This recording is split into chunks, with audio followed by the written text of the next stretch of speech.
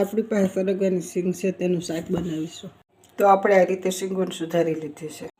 તો આપણે આ રીતે બધા મસાલા છે કે એક આપણે ચણાનો લોટ લીધો છે, ધાણા, લસણ ને લીલા મરચાંની ચટણી 1 ચમચી લીધી, 1 કરસ્યો પાણીનો લીધો છે, 1 ચમચો તેલ મૂકી દેશું. તો આપણે ગેસ ચાલુ કરી દીધો છે, 2 પાવરા તેલના મૂકી દીધા છે.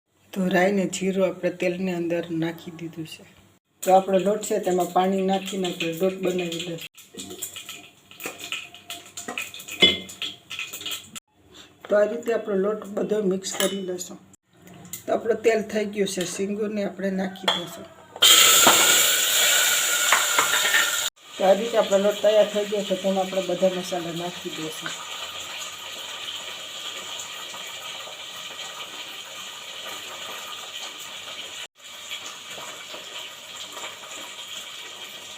તો આ રીતે આપણે સિંગ નાખી દીધી છે, તેમાં આપણો લોટ છે તૈયાર કર્યો તે નાખી. તો લોટ છે તેને આ રીતે આપણે નાખી લઈશું. તો આ રીતે આપણે બધું પાણી છે તે કુકરની અંદર નાખી દઈશું. તો આપણો કરસ્યો 1 પાણીનો નાખી દીધો છે, તે આ રીતે આપણે શાકને હલાવી લઈશું. તો આપણે શાકને બરોબર હલાવી લીધું છે. હવે આપણે ઢાંકણું બંધ કરી, તો કુકરનું ઢાંકણું બંધ કરી દીધું છે. હવે 2 સીટી વગાડી લેશું.